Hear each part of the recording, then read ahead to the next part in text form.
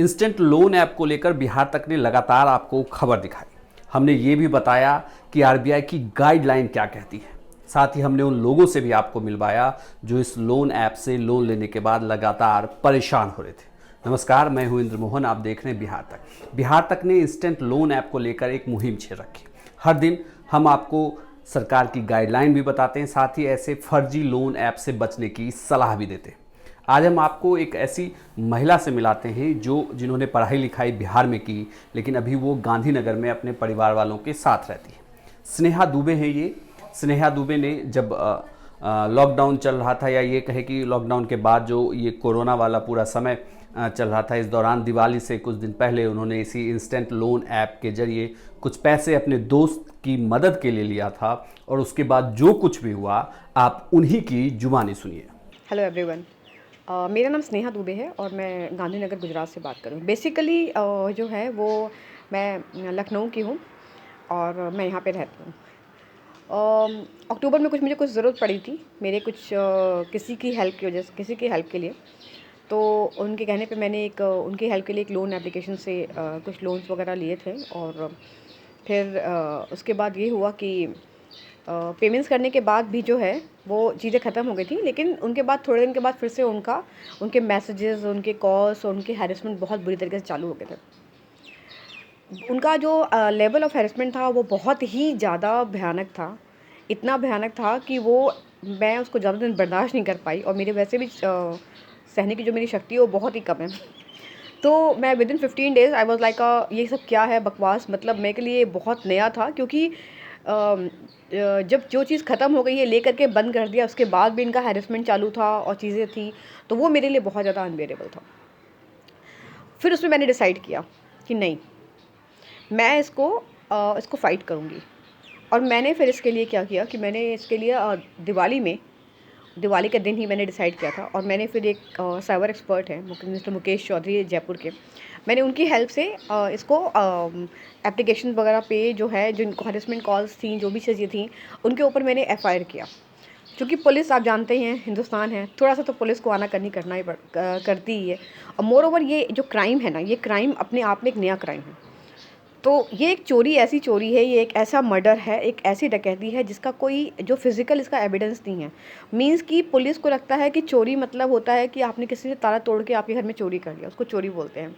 या मर्डर का मतलब हुआ कोई गया, उसने आपको पिस्तौल से शूट कर दिया तो ये मर्डर हो गया। नहीं, इनका हैरेसमेंट, इनका इमोशनल टॉर्चर, इनका मेंटल टॉर्चर, इनका सोशल में इतना ज़्यादा, इनका डिफेमेशन, इनके ब्लैकमेलिंग, थ्रेटनिंग इतनी ज़्यादा भयानक थी कि वो, और इनका डेटा हैकिंग इतनी बुरी तरीके से था कि वो मर्डर का भी, अगर मर्डर के भी चार्जेस और चोरी के चार्जेस लगते, उसके ऊपर से भी एक कदम आगे था।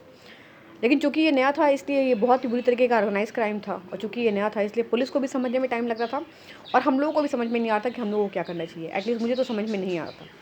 लेकिन मैंने पुलिस स्टेशन में गई, और पुलिस स्टेशन में जाके मैंने इसको एफआईआर किया, और पुलिस ने इस एफआईआर को एक्सेप्ट किया। ठीक है।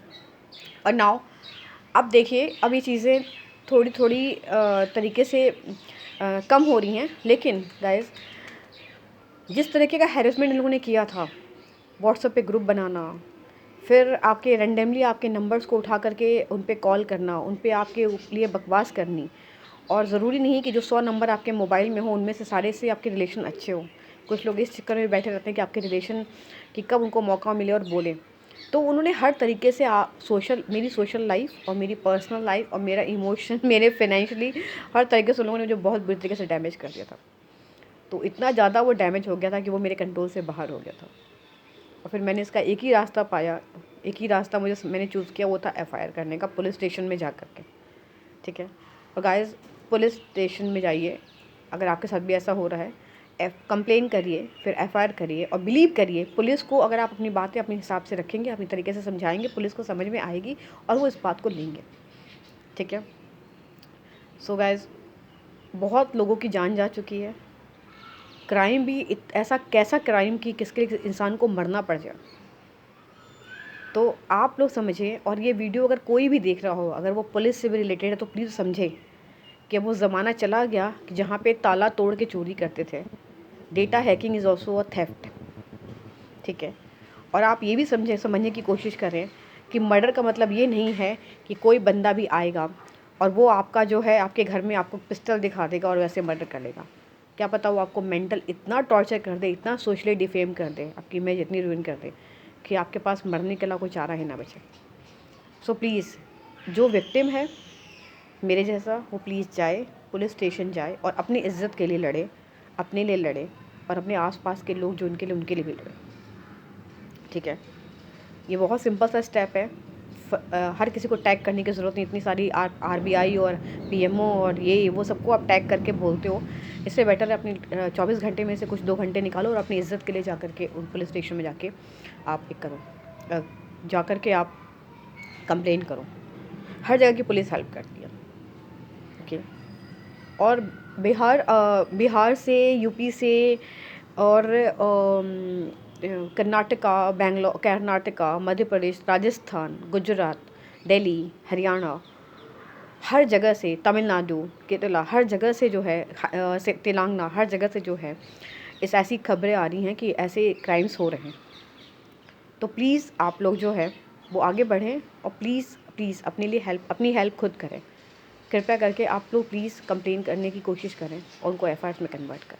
स्नेहा दुबे जैसे इस देश में कई लोग हैं, या एक तरीके से कहें तो ये संख्या हजारों लाखों में है, जिन्होंने इंस्टेंट लोन ऐप से पैसे लोन के तौर पर लिए और जब चुकाने में थोड़ी भी देरी हुई तो उन्हें जो उनके पास फ़ोन कॉल आए या उनके मैसेजेस के ज़रिए या व्हाट्सएप ग्रुप बनाकर उनका एक डिफरेंट लेवल पर हैरेसमेंट किया गया, बल्कि कुछ लोगों ने तो इस देश में आत्महत्या तक कर ली। अब ऐसे में सवाल उठता है कि इससे आप कैसे बचें। हमने अपने इंस्टेंट लोन ऐप को लेकर आपको यह भी बताया था कि आप कैसे समझें कि कौन से ऐप फर्जी हैं। साथ ही ये भी बताया था कि आरबीआई की गाइडलाइन कहती क्या है, आप कैसे किसी से लोन ले सकते हैं और लोन लेने का सबसे मुफीद तरीका क्या है, बिहार तक ने ये भी आपको बताया था। तो आप भी सतर्क रहिए, जागरूक बनिए और ऐसे फर्जी लोन ऐप से ज़रूर बचकर रहें।